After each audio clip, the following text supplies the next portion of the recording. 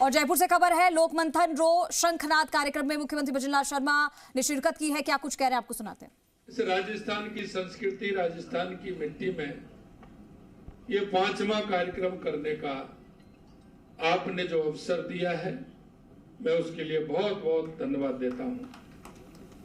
और उसकी थीम भी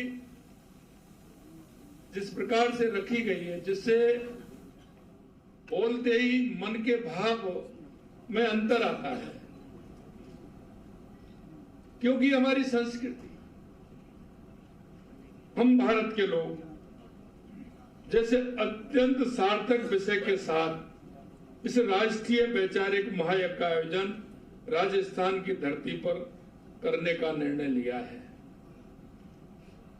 राजस्थान की यह धरती, ये शक्ति और भक्ति की धरती है। ये महाराणा प्रताप की धरती है, महाराजा सूरजमल की धरती है, त्याग की मूर्ति पन्नाधाय की धरती है, भक्ति की मूर्ति मीराबाई की धरती है, और अपने आप को पर्यावरण के लिए समर्पित करने वाली हमारी उस मां की धरती है।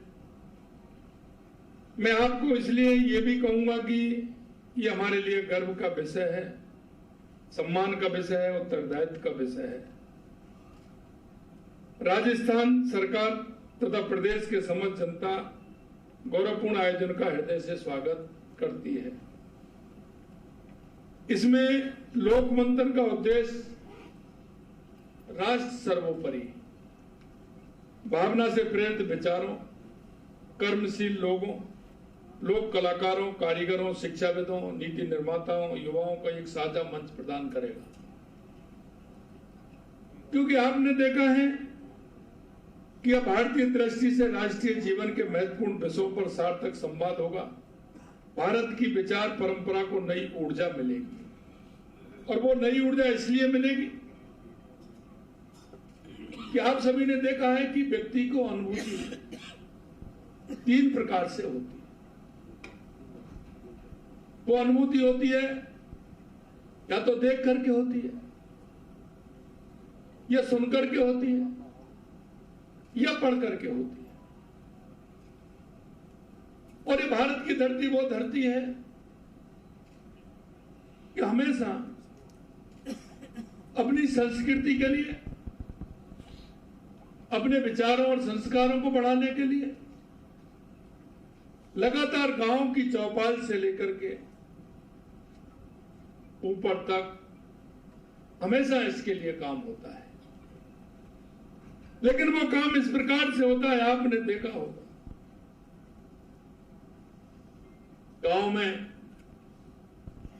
लोक संगीत के माध्यम से, लोक कलाओं के माध्यम से जो चरित्र निर्माण करने के लिए समाज को, युवाओं को जो दिशा दी जाती थी, उस ओर मैं आपको इंगित करना चाहता हूं।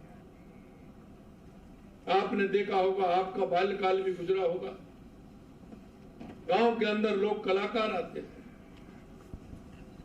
हमारे भागवत, हमारी रामायण,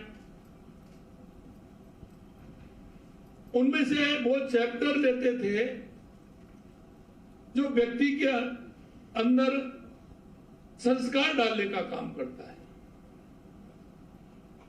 राजा हरिश्चंद्र के नाटक होते थे, अमर सिंह राठौर के नाटक होते थे, गीता में से कुछ प्रसन्नों को उठाते थे, उनके लोक मंथन उसमें होता था।